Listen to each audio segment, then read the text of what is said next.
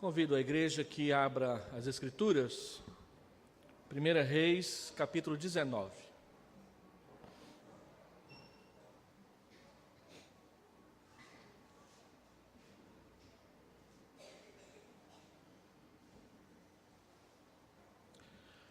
Primeira Reis, capítulo 19, nós vamos ler do verso 1 ao verso 18. Acabe fez saber a Jezabel tudo quanto Elias havia feito e como matara todos os profetas à espada. Então Jezabel mandou um mensageiro a Elias a dizer-lhe: façam-me os deuses como lhes aprouver, se amanhã a estas horas não fizer eu a tua vida como fizeste a cada um deles.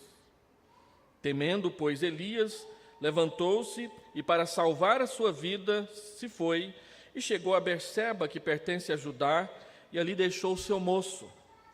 Ele mesmo, porém, se foi ao deserto, caminho de um dia, e veio e se assentou debaixo de um zimbro, e pediu para si a morte, e disse: basta, toma agora, ó Senhor, a minha alma, pois não sou melhor do que meus pais. Deitou-se e dormiu debaixo do zimbro. Eis que um anjo tocou e lhe disse: levanta-te e come. Olhou ele e viu junto à cabeceira um pão cozido sobre pedras em brasa e uma botija de água. Comeu, bebeu e tornou a dormir. Voltou segunda vez o anjo do Senhor e tocou e lhe disse: levanta-te e come, porque o caminho te será sobremodo longo. Levantou-se, pois, comeu e bebeu, e com a força daquela comida caminhou 40 dias e 40 noites até Horebe, o monte de Deus. Ali entrou numa caverna, onde passou a noite, e eis que lhe veio a palavra do Senhor e lhe disse: que fazes aqui, Elias? Ele respondeu: tenho sido zeloso pelo Senhor, Deus dos exércitos, porque os filhos de Israel deixaram a tua aliança, derribaram os teus altares e mataram os teus profetas à espada, e eu fiquei só e procuram tirar minha vida. Disse-lhe Deus: sai e põe-te neste monte perante o Senhor. Eis que passava o Senhor, e um grande e forte vento fendia os montes e despedaçava as penhas diante do Senhor, porém o Senhor não estava no vento. Depois do vento, um terremoto, mas o Senhor não estava no terremoto. Depois do terremoto, um fogo, mas o Senhor não estava no fogo. E depois do fogo, um cicio tranquilo e suave. Ouvindo Elias, envolveu o rosto no seu manto e, saindo, pôs-se à entrada da caverna. Eis que lhe veio uma voz e lhe disse: que fazes aqui, Elias? Ele respondeu: tenho sido em extremo zeloso pelo Senhor, Deus dos exércitos, porque os filhos de Israel deixaram a tua aliança, derribaram os teus altares e mataram os teus profetas à espada, e eu fiquei só e procuro tirar minha vida. Disse-lhe o Senhor: vai, volta ao teu caminho para o deserto de Damasco, e em chegando lá, unge Azael rei sobre a Síria. A Jeú, filho de Ninsi, ungirás rei sobre Israel, e também Eliseu, filho de Safate, de Abel-Meolá, ungirás profeta em teu lugar. Quem escapar à espada de Azael, Jeú matará. Quem escapar à espada de Jeú, Eliseu o matará. Também conservei em Israel 7.000, todos os joelhos que não se dobraram a Baal e toda a boca que não o beijou. Vamos orar.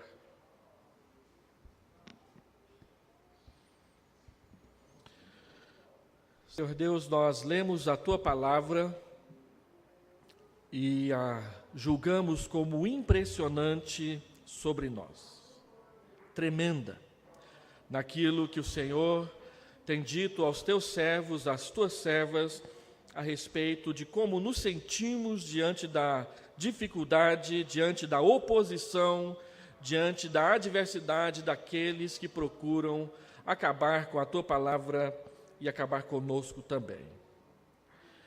Queremos pedir que o Teu Espírito venha nos visitar nessa noite com a Tua palavra, de tal forma que ela nos encha e nos motive a andar nos caminhos do Senhor, independentemente de qualquer situação que estiver diante de nós.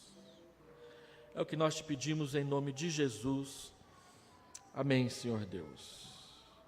Nós temos falado à igreja desde o início do ano, em várias oportunidades, sobre encontros tremendos com Deus, a partir da experiência de vários homens de Deus no Antigo Testamento. Começamos lá em Gênesis, quando falávamos de Adão e Eva, de Caim e depois também de Abraão e vários outros. Quando nós pensamos em encontros tremendos, essa expressão evoca para nós a ideia de que Deus sempre virá a nós de forma extraordinária, milagrosa, poderosa. E criamos no nosso imaginário cristão, o nosso imaginário de fé, situações pelas quais nós temos a expectativa de que em algum momento Deus fará alguma coisa grandiosa, algum portento que encherá os nossos olhos, e isso nos trará grande, imensa e intensa alegria. E nós aprendemos com os pentecostais a trazer todo tipo de expectativa, especialmente para um culto como este, onde nós achamos e nós dizemos que é um local de se encontrar com Deus. Então esse encontro acontecerá se de repente alguma coisa inusitada, diferente e, entre aspas, tremenda, surgir no meio da congregação, e nós sairemos daqui pululantes de alegria, dizendo: nós tivemos um encontro verdadeiro com Deus nessa noite. No entanto, nós acabamos de ler aqui o relato de um encontro de Deus com um dos seus profetas. E o texto vai exatamente na direção oposta do que muitas vezes a nossa expectativa nutre no nosso coração, o que seria um encontro tremendo com Deus. E aí nós aprendemos que os encontros tremendos que Deus realiza e proporciona para conosco, nem sempre estão relacionados à nossa expectativa de como eles serão, mas elas sempre estão relacionadas ao propósito de Deus para transformar a nossa maneira de ver as coisas, de encarar as coisas e de, em obediência, fazer o que Ele tem mandado a gente fazer. E a oração sempre é o primeiro instrumento para que nós possamos aprender o que é encontrar-se com Deus, ou o que é ser encontrado por Deus, ou o que é ter um encontro tremendo e verdadeiro com Deus. A oração é o lugar do recomeço, da disposição para servir. Deixa eu construir melhor essa frase. A oração é o lugar onde recomeça a nossa disposição para servir, quando ela foi pelo ralo por causa de uma experiência ruim, de uma experiência triste que nós passamos. Porque existem momentos que nem mesmo as nossas grandes vitórias, as nossas grandes experiências com Deus, ou as nossas grandes experiências espirituais, elas serão capazes de sustentar a nossa fé e a nossa perseverança diante daquilo que Deus tem para nos fazer. Porque parece que o que vem contra a adversidade, a oposição, é muito mais forte e muito mais claro diante dos nossos olhos neste momento. Então, este texto, ele nos ensina muito a respeito dos mecanismos que constantemente nós somos levados a cair em depressão nas nossas experiências pessoais, na nossa vida pessoal. Parece-me que a depressão, ela se desenvolve a partir da insatisfação que cresce nos nossos corações, aquele sentimento de que tudo o que fizemos não é suficiente, seja para satisfazer a nós mesmos, ou seja para satisfazer a expectativa ou as expectativas de outras pessoas a respeito de nós, e que nos levam para um caminho de cansaço, de desistir, de desânimo, de tristeza, de um enclausuramento dentro de uma caverna da qual nós não queremos sair, não queremos conversar, não queremos papo com ninguém a respeito de nada. A depressão é tida como o mal do nosso século. A doença que mais destrói, que mais desanima, que mais incapacita as pessoas diante da vida e dos desafios que elas recebem. E nós estamos aqui diante de um relato das Escrituras, de um homem que acaba de ser instrumento de Deus para um grande portento, para um grande livramento, para uma grande demonstração da existência, da presença e da soberania de Deus perante o seu povo, e parece que não deu em nada. Se você volta uma página, um capítulo da sua Bíblia, nós lemos a narrativa fantástica, maravilhosa, tremenda, do desafio que Elias faz a 450 profetas de Baal e sai vencedor. Durante muitos anos no meu ministério, o meu texto predileto de pregação era 1 Reis 18. Falar daquele fogo que cai, falar daquela obediência que não arreda o pé, falar daquela certeza que apesar de ter 1 milhão de pessoas contrárias, você vai, sabe que vai vencer e vence. Elias diz no capítulo anterior, com toda a convicção, diante de um altar encharcado de água, com um rego ao redor desse altar cheio de água, a carne em cima do altar toda molhada de água, pingando água para tudo quanto é lado, ele diz: Senhor, faz cair fogo do céu. E ele diz: responde-me, porque eu sou teu servo, e segundo a tua palavra eu fiz todas essas coisas. E o que vem depois é uma cena cinematográfica para deixar Jorge Lucas tentando descobrir como que ele vai fazer melhor. Deus manda fogo do céu. E aquele fogo, ele lambe tudo ao redor e queima tudo sem que nenhum fósforo sequer seja aceso. Há poucos dias atrás eu estava no acampamento lá no El Rancho, tinha chovido o dia todo. Os irmãos queriam fazer lá uma fogueira, não um culto de fogueira, mas uma fogueira para ficar conversando ao redor. E aí tiramos a lona de cima da fogueira e todo aquele ritual para poder acender aquelas fogueiras. E o irmão tentou de um jeito, tentou de outro jeito, tentou de várias formas, mais de 20 minutos tentando acender aquele fogo e nada. Eles conseguiram acender o fogo, mas um punhado de gente já tinha ido embora. Elias fez uma oração e o fogo veio. Mas aí o versículo 1 do capítulo 19 diz que no dia seguinte a coisa mudou de figura. Acabe contou para Jezabel, a rainha de Israel, o que tinha acontecido. E Jezabel nem sequer se intimidou com aquilo. Ela simplesmente era uma mulher má, e ela mandou um recado para Elias: do mesmo jeitinho que você fez com eles, amanhã eu vou fazer com você. E a nossa expectativa é de que Elias se postasse de pé e pelo menos falasse assim: venha ser capaz. Mas a Bíblia diz que Elias fez o oposto.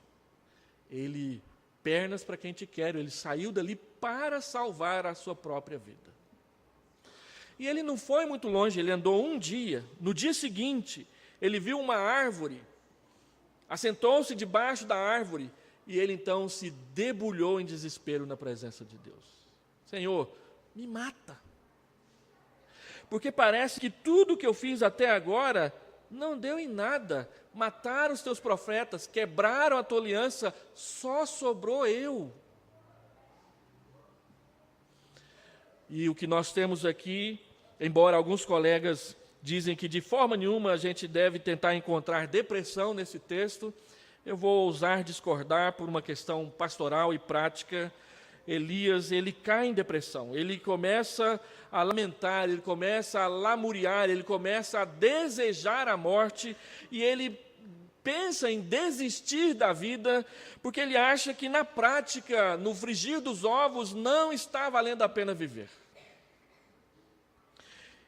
Sentimentos que muita gente deprimida compartilha com a gente depois da gente ficar ali tentando arrancar essas coisas da sua boca um tempão. E aí Elias vai passar por uma experiência interessante, Deus vai prepará-lo para um encontro. O encontro ainda não aconteceu.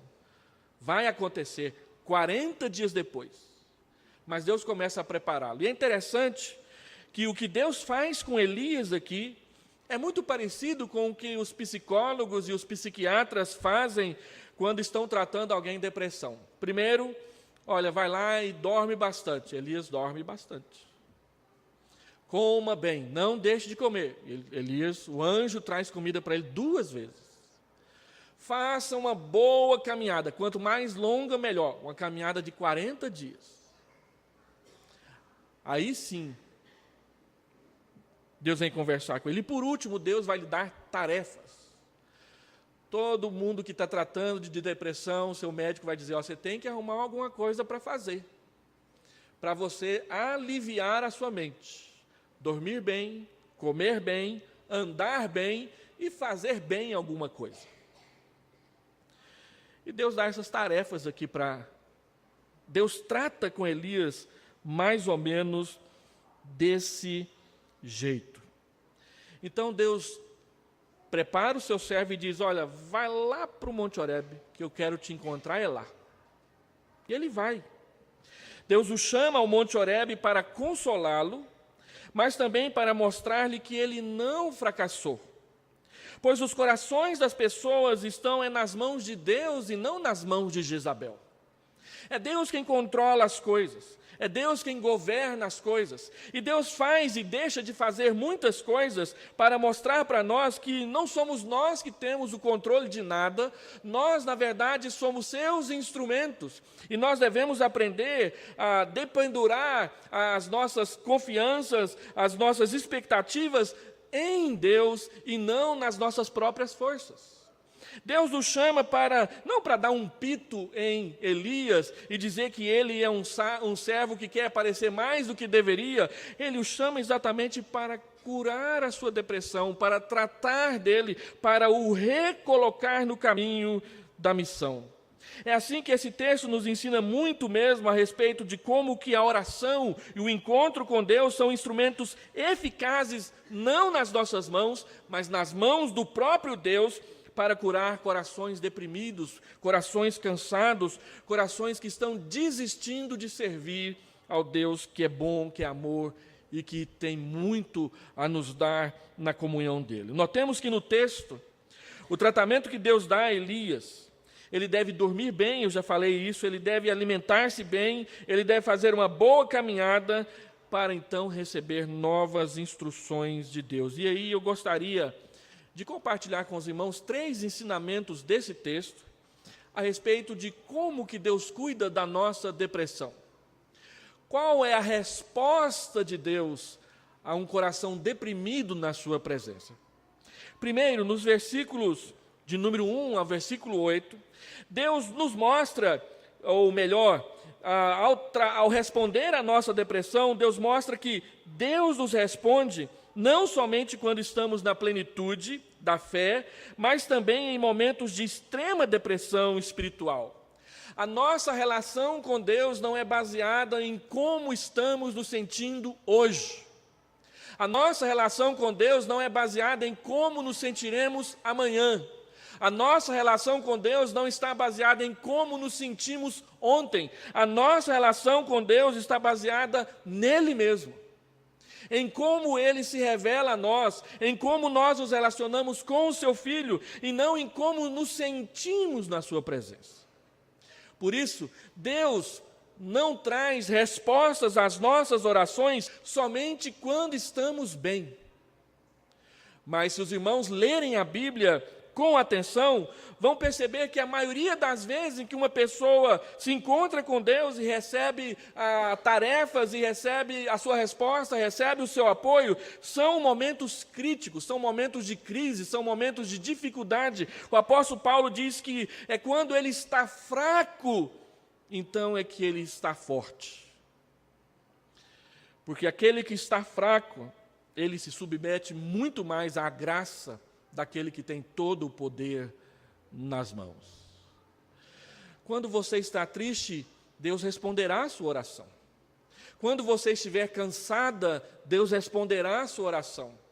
Quando você estiver enfrentando um problema difícil de resolver, Deus responderá a sua oração, porque a relação dele com você não depende do que está acontecendo de ruim ao seu redor, mas a relação dele tem a ver com como e quanto ele te ama e qual a relação que agora você tem com ele por meio de Jesus Cristo. Algumas pessoas deixam de vir à igreja no dia que não estão bem. Algumas pessoas deixam de tomar a ceia no dia em que acham que não estão em comunhão com Deus. E procuram tomar decisões com base em como se sentem, em como se veem na presença de Deus. Eu fui pastor de uma jovem que ela dizia assim: pastor, quando eu estou deprimida, quando eu estou chateada, quando eu briguei com alguém, eu não vou na igreja não. Porque a minha tristeza, a minha mágoa, meu ressentimento, a minha amargura vai passar para os outros e eu vou contaminar os outros com a minha tristeza. Então eu não vou na igreja. Mas será que não pode acontecer o contrário, não? A alegria dos outros, a segurança dos outros, a firmeza e a perseverança dos outros também não poderão contaminar a minha tristeza, contaminar a minha amargura, ajudar eu sair desse ressentimento que não larga do meu pé? Porque a Bíblia diz que nós devemos nos alegrar com os que se alegram e também chorar com os que choram. De modo que na comunhão do povo de Deus, exatamente num culto como este, onde nós dizemos que Deus se encontrará conosco, Ele virá até nós e nos abençoará. Houve uma época na minha vida que eu achava preguiçoso ir no culto de domingo à noite. A escola dominical estava bom demais. Eu morava do outro lado da cidade, gastava 45 minutos de bicicleta para chegar na igreja que eu frequentava. Então eu pensava assim, não, mas só uma vez está bom, não vou lá 2 vezes não. E um dia lá que eu não estava com nenhum pingo de vontade de ir na igreja, eu falei, vou assim mesmo. E fui. Não prestei atenção no sermão, não cantei os hinos direito, mas depois que o culto estava acabando, o pastor chamou um hino. Meu amigo, hoje tens as escolhas, vida ou morte, qual vais aceitar? Amanhã pode ser muito tarde, vida ou morte, qual vais aceitar? Foi a primeira vez que eu vi esse hino na minha vida. E foi o dia que eu decidi que eu tinha que frequentar a escola dominical e o culto. Não sei porquê. Eu só sei que ao cantar aquele hino no final do culto, Deus mexeu comigo e disse, olha, leva mais a sério essa sua fé. E você tem a escolha para fazer isso agora. Foi como eu entendi e eu vi aquele hino naquela noite. E daí para frente eu comecei a frequentar o culto e a escola dominical, mesmo quando eu estivesse com preguiça. Eu iria por obediência. E Deus me abençoou tremendamente inúmeras vezes quando achando que o culto não seria bênção, surpreendentemente Deus falava, abençoava, tocava, enchia, mexia comigo. Deus nos responde não é somente quando estamos bem, Deus responde também quando estamos mal, deprimidos, cansados, chateados, achando que as coisas não vão dar certo. Elias estava fugindo para tentar salvar a sua vida. No meio do caminho, ele achou que ele deveria era morrer, e Deus então vem e cuida dele. Ele não estava bem, ele queria morrer, mas Deus o pegou no colo e tratou dele nesse momento difícil da sua fé. Quando nós lemos a história de Israel no deserto, Números 14 diz que o povo desobedeceu a Deus e Deus condenou o povo a andar no deserto 40 anos. Eu acho 2 coisas interessantes a respeito dessa narrativa de Números. Primeiro, que Deus termina de dar o castigo em Números 14, e aí no capítulo 15 ele abre o texto dizendo, quando vocês entrarem na terra, Deus coloca o povo debaixo do castigo, mas ele não retira a promessa. E a primeira palavra que ele dá depois de aplicar o castigo é reafirmar a promessa de que eles vão entrar na Terra Santa. E eles entraram. A outra observação interessante, ela vem de Isaías 63 e Isaías 64. Isaías 63, 64, Isaías volta a falar sobre os 40 anos do deserto. Ele diz o seguinte, que naquele tempo que eles andaram no deserto, Deus andou com eles todos os dias. E ele diz que o Espírito de Deus se afligiu com todas as aflições que eles atravessaram e passaram no deserto, debaixo do castigo didático de Deus para a vida deles. De modo que naqueles 40 anos que eles passaram no deserto, Deus tratou com o pecado e levantou uma nova geração que o amasse e que temesse o seu nome. De modo que quando ele fala com Jeremias, no capítulo 2 da sua profecia, ele diz: eu tenho saudade de Israel do deserto, porque naquela época eles me amavam. Qual era o Israel do deserto que amava a Deus? O Israel que nasceu, cresceu no deserto e que aprendeu a palavra de Deus por intermédio de Moisés. A nova geração, aquela que havia sido dito que iriam perecer na terra. E Deus diz: essa geração que vocês estão dizendo que vai perecer é a geração que eu vou fazer herdar a terra. E eles aprenderam no deserto a amar e a servir a Deus. E o deserto não era um lugar fácil. Então, Deus nos ouve não somente quando estamos bem, mas Ele nos ouve também quando estamos mal. Segundo, a resposta de Deus à depressão nos diz que Deus não nos responde somente por meios extraordinários, mas também por meios muito simples, capazes até de nos surpreender, conforme está narrado no versículo 9 até o versículo 14. Deus mostra para Elias que o extraordinário não é o essencial. E nós vivemos uma época na história da igreja que as pessoas tentam nos incutir a todo instante, a cada momento, em qualquer programa de televisão, de que se eu não tiver um milagre é porque Deus não está comigo. Então as músicas que a gente vê nas paradas de sucesso é: Senhor, eu preciso de um milagre. Essa semana eu passei diante de uma dessas igrejas, dia tal isso, dia tal aquilo, culto de não sei o quê. Aí tinha um dia lá que me chamou a atenção: dia do milagre urgente. Dia do milagre urgente. Você precisa de um milagre urgente? Vem para a nossa igreja. Nós vamos fazer a oração forte e o Espírito Santo vai descer no nosso meio e vai fazer um milagre urgente para você. Irmãos, eu não estou caçoando da fé de outras pessoas. Eu estou dizendo que muitas vezes nós, por querermos achar ou querer dizer como é que se relaciona com Deus, nós perdemos de vista como que Ele diz para nós, na sua própria palavra, como que Ele se relaciona conosco. E Deus, muitas vezes, Ele exatamente deixa a gente cair do cavalo com essas expectativas falsas e ingênuas, para a gente aprender o que é verdadeiramente conhecê-lo e entender como que Ele age na nossa vida. Então, Ele chama Elias anda 40 dias, e um dia ele vai e dorme numa caverna. E naquela caverna, Deus vem falar com ele, e Deus fala com ele em duas etapas, manda ele sair para fora. E quando ele sai para fora, está acontecendo ali um vento muito forte. E Elias e nós pensamos: Deus vai falar no vento. O Espírito Santo é vento, então o vento forte é Deus vindo falar com força. E se fosse o meu irmão Celso, quando estava aprendendo a falar, Deus ia falar com força naquele dia. Mas o texto diz: Deus não estava no vento forte. Mas logo depois do vento forte veio um terremoto. E imediatamente o texto diz: Deus não estava no terremoto. E logo depois aconteceu um fogo. E Elias entendia de fogo, porque alguns dias antes ele tinha pedido e Deus tinha mandado. Se Deus mandou fogo aquele dia, esse fogo agora é Deus chegando. Mas o texto diz: Deus não estava no fogo.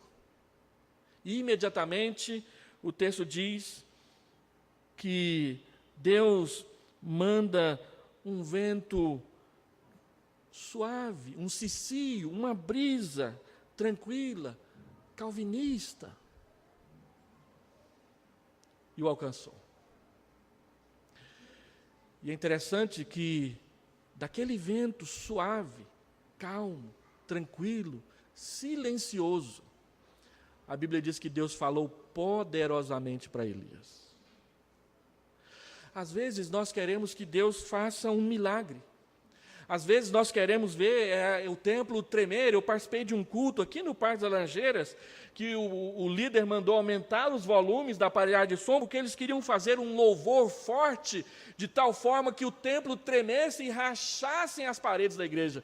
Falei, coitado do tesoureiro. É isso que é um culto agradável a Deus, a gente fazer um barulho de tal forma que trema a terra ao nosso redor. Deus mostrou para Elias, e para nós também, que as nossas expectativas com respeito a como Deus age, muitas vezes elas são equivocadas, elas são ingênuas, elas são apressadas, e elas são, muitas vezes, até mimadas. Deus mostra para Elias que o que precisava acontecer no seu coração agora era acalmar-se. Ele foi lá e fez barulho, ele foi lá e mexeu a água suja. É claro que Jezabel não ia gostar disso. Ele atingiu em cheio a idolatria daquela mulher pagã que odiava a Deus. E ela reagiu. E Elias ficou agitado por causa disso, ele temeu pela sua própria vida. Ele já sabia, ele tinha visto, ele tinha vivido no dia anterior que ele com Deus é muito mais poderoso do que 1 milhão. Mas ele temeu a palavra de uma só, que achava que tinha poder sobre a sua vida. Então Deus diz para Elias, Elias, não é o vento, não é o terremoto, não é o fogo, não é o barulho que as pessoas fazem que realmente importa. O que realmente importa é com quem você está. Com quem você está. E naquele momento, Elias estava com Deus. Sem fogo, sem terremoto, sem barulho, calmamente presente. Quando você ajoelha ao pé da sua cama e fica somente o silêncio do seu quarto, Deus está ali. Ele disse, quando você for orar, entra no seu quarto, tranca a porta e conversa com Deus no silêncio. Eu fui pastor aqui em Aparecida de Goiânia e nós passávamos para chegar na nossa igreja em frente a uma outra igreja. E do lado dessa outra igreja tinha uma moradora que frequentava essa igreja. Meio-dia, eu saí para comprar não sei o que no supermercado e aquela voz alta, aguda, estridente, estava gritando a sua oração dentro do seu quarto, de modo que a rua inteira escutava, confessando os pecados de todo mundo ali. Mas a Bíblia diz que a gente deve entrar no quarto, fechar a porta e no secreto falar com Deus. Quando a minha filha morou aqui próximo, logo que se casou, lá no 14º andar do prédio onde ela estava, no apartamento de frente e acima tinha uma reunião de oração, de vez em quando a gente ia lá e estava acontecendo. Era uma célula de uma igreja. E a líder da célula começava a orar, e começava a orar pelo genro, e começava a orar pelo primo, e começava a orar pelo irmão. E enquanto ela estava ali orando, ela contava para o prédio inteiro o que estava acontecendo na família, e deixava a gente entender de quem ela gostava e de quem ela não gostava.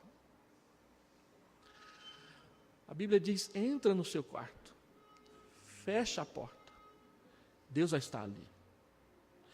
Os teólogos antigos davam um nome em latim para isso, o Deus absconditus, o Deus que está no escondido, que não é menos Deus porque fala no silêncio. A igreja antiga, ela tinha uma prática que depois virou uma heresia, que era a prática da zequia, da onde não tem nada a ver com o nome Ezequias, mas a zequia. Zequia quer dizer silêncio. Quem primeiro falou sobre isso foi Inácio de Antioquia, na sua epístola aos Efésios, que ele diz, aprenda a ouvir o silêncio de Deus. E aí surgiu um grupo que ficava na contemplação. Então nós vamos encontrar Deus se a gente ficar em silêncio. E eles ficavam horas e horas em silêncio, tentando encontrar Deus no silêncio. Não somos nós que definimos como, quando e de que jeito vamos encontrar Deus. É Ele quem o faz. E para um coração agitado e deprimido como o de Elias estava, Deus disse, num vento, e ele pergunta, o que você está fazendo aqui?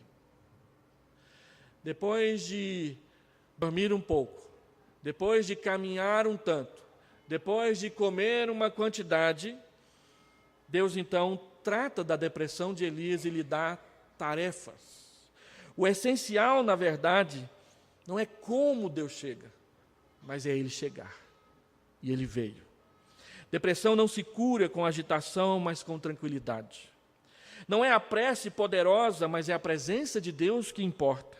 Não é debaixo do foco dos holofotes, mas muitas vezes é na escuridão da caverna onde Deus escolheu para se encontrar com Elias e conosco. Na hora que a gente está só, na hora que a gente está mais desamparado, na hora em que a gente não pode se dependurar em nada e em ninguém, nem em alguma coisa que possa ser colocado para a gente pegar. É na hora que a gente está solto ali mesmo, sem saber o que fazer, achando que não tem chão debaixo de nós e que a gente vai cair, é que Deus aparece. E Ele aparece calmamente, tranquilamente, para tomar conta de nós. Ele estava no cicio suave e ali Deus falou poderosamente. Deus nos surpreende constantemente a fim de não nos esquecermos que relacionamentos não são mecânicos. E também que a fé nele não implica necessariamente uma vida sem obstáculos e sem dificuldades. A vitória está muito mais na perseverança obediente do que no show na fé. Às vezes, nós presbiterianos nos esquecemos que, embora a palavra de Deus seja a nossa única regra de fé e conduta, de fé e prática, ela é a revelação do Deus vivo. Quando você folheia a sua Bíblia, você não está folheando Deus, mas você está folheando apenas um instrumento que Ele te deu para você conhecê-lo. Conhecer a Deus não é saber a Bíblia de cor. Conhecer a Deus é experimentar essa palavra no dia a dia. Naquele filme Matrix, Morfeu chega uma hora para o Neo e fala assim, olha, uma coisa é você conhecer o caminho, outra coisa é você andar no caminho. Muitas vezes nós conhecemos a Escritura, mas não conhecemos o Deus da Escritura. E é este Deus que se revela a nós através, por meio das Escrituras e por meio do seu próprio Filho, Jesus Cristo. A Escritura é o meio escolhido por Deus para nos falar, mas esse falar acontece segundo as Escrituras, no mundo real. Você se encontra com Deus não é somente quando você senta para ler a Bíblia, você se encontra com Deus em muitos outros momentos, quando aquilo que a Escritura diz começa a acontecer na sua própria vida. Elias se encontra com Deus, como diz a Escritura. O Senhor Jesus diz em João 7,37, que se nós bebermos da água que Ele der, essa água vai jorrar na nossa vida. E se nós crermos nele, como diz a Escritura, do nosso interior fluirão rios de água viva. E Ele diz em outro lugar, aquele que me ama, guarda os meus mandamentos. E meu Pai o amará, e eu me manifestarei a ele. A segurança que eu tenho de que o Senhor Jesus se manifestará na minha vida é de que eu estou obedecendo às Escrituras. Se eu obedeço às Escrituras, a promessa é de que nós teremos sim encontros com Deus. Ele virá se encontrar com a gente, Ele se manifestará na nossa vida. E por último, terceiro lugar, a resposta de Deus à depressão mostra que a resposta de Deus visa não somente satisfazer nossas necessidades, mas até mesmo antes disso, dar-nos novas tarefas para ocuparmos a nossa mente e realizarmos a sua obra. Elias está deprimido. Deus chama Elias para tratar com ele. E uma das formas que Deus usa para tratar de Elias é dar novas tarefas para ele fazer.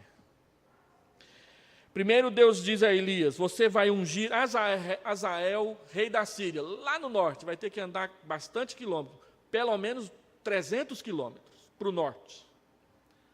lá para o lado de Damasco. Depois ele vai atravessar o Rio Jordão, vai lá em Samaria para ungir Jeú, rei de Israel. Depois ele vai para Abel-Meolá, e então ele vai ungir Eliseu, o seu substituto. É claro que quem conhece a Bíblia vai se lembrar que Elias fez o contrário. Ele fez a lista de trás para frente. Primeiro Eliseu, depois Jeú, depois Azael. O texto do encontro aliás, nem é Elias quem vai ungir Azael, vai ser Eliseu. Elias não vai chegar até lá.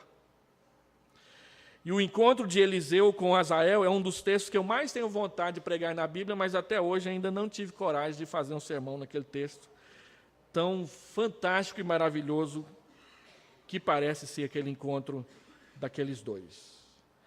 Depois que Deus dá as novas tarefas, então Deus cura a depressão de Elias. O que Deus diz para Elias que o cura? Deus diz para ele assim: também guardei 7.000 os joelhos que não se dobraram a Baal. Por que Deus não disse isso 40 dias antes? Era tudo o que ele precisava saber. Ele achava que estava sozinho, mas Deus queria mostrar para ele que não é bem assim. Que a vida cristã, que a realidade do reino de Deus e da sua palavra não se limita às coisas que você e eu podemos ver com os nossos olhos. Tem muita coisa boa acontecendo debaixo do nosso nariz que a gente nem percebe. São textos como esses que acalmam o meu coração, às vezes, quando eu começo a achar que eu sou um dos piores pastores da face da terra, e isso acontece muito constantemente. Quando eu sei que tem muito mais gente, que tem muito mais coisa, e que tudo isso está nas mãos de Deus, então eu cobro menos das minhas falhas pastorais ou das minhas dificuldades de conseguir atender a tudo quanto muita gente gostaria que eu desse conta de atender. Ou você que é mãe, que fica com o seu coração picadinho no liquidificador do seu coração quando você não sabe onde seu filho está.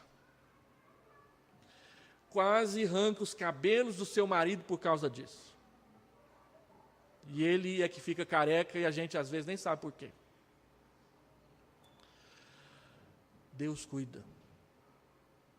Deus cuida do filho que está longe. Deus cuida daquela situação que eu não dei conta de resolver. Deus cuida daquele relacionamento que eu não compreendi direito o que estava acontecendo. Deus cuida daquele que se ausentou. Deus cuida daquele que está presente, mas cheio de amargura no coração. Deus cuida de todos. E Ele cuida de todos, porque Ele está presente. E aquilo que eu não sei, e aquilo que eu não consigo, e aquilo que eu não dou conta, Ele não coloca na minha conta, Ele coloca na conta dEle. Eu preservei 7.000 joelhos em Israel. Você não está sozinho, eu estou com você. Isso que importa. É claro que é muito bom saber que tem muitos outros. Paulo mostra isso em Filipenses. Ele diz, tudo posso naquele que me fortalece. Filipenses 2,14. Todo mundo sabe de cor. Todo mundo que lê a Bíblia. Quem não lê a Bíblia não sabe. Mas uma coisa que nem sempre a gente presta atenção, porque a gente decora os versículos quebrados, é o versículo que vem depois. Tudo posso naquele que me fortalece. Todavia, fizestes bem, associando-vos comigo nas minhas tribulações. Paulo está dizendo, eu posso sim todas as coisas em Deus, mas que bom saber que vocês estão comigo. E isso é bom mesmo, irmãos. Quanto aos santos que há na terra, eles são os notáveis nos quais eu tenho todo o meu prazer. Então Deus cura a depressão de Elias, dizendo, olha, você não está sozinho, eu cuido disso. E tantas vezes a gente acha que está sozinho e aparece pessoas para ajudar. Pessoas para fazer o que a gente não sabe fazer. Pessoas para assumir aquilo que eu não tenho condição de assumir, que você não tem condição de assumir. Deus cuida da nossa depressão. Você não está só, você nunca estará só. Eu visitei uma senhora de 90 anos de idade certa vez, porque achei que eu deveria ir lá consolá-la. Era membro da igreja quase uma das mais velhas da igreja. Só tinha duas que eram mais velhas do que ela. Um dos filhos dela era pastor e morava em Londres. O outro estava do outro lado do país. E ela era membro da nossa igreja. Eu falei assim, vou lá visitá-la. Vou lá cumprir o meu papel de pastor. Então cheguei lá achando que ia fazer a melhor boa ação pastoral do dia. E perguntei para ela, uma senhora de 90 anos de idade, a senhora sente solidão? E ela me respondeu com toda a simplicidade e a sabedoria que 90 anos de idade lhe dava. Pastor, eu sou sozinha, mas eu não sou solitária. O Senhor Jesus está comigo todos os dias, a cada momento da minha vida. E eu voltei para casa assim, puxa vida, eu é que fui pastoreado lá nessa visita. Eu é que tinha que aprender essas coisas. A gente pode estar sozinho, mas nós não estamos solitários. O Senhor Jesus prometeu, e Ele cumpre, estar conosco cada dia. E eu gostaria de concluir fazendo aqui 3 afirmações para os irmãos. Primeiro, saiba que a pergunta correta não é o que você espera de si mesmo e o que você espera de Deus, mas a pergunta correta é o que Deus espera de mim. Portanto, erga os seus olhos, olhe para frente, onde Deus está para conduzir o caminho da sua vida. Não olhe para baixo, triste, cansado. Pior, não olhe para trás, querendo desistir. A nossa bênção não está lá atrás em como que era a nossa vida sem Jesus antes. A nossa bênção está lá na frente, para onde Ele nos leva, a vida eterna, o céu. E a promessa que vai se cumprir. Nós andamos olhando para frente e olhando para cima, não para baixo e para trás.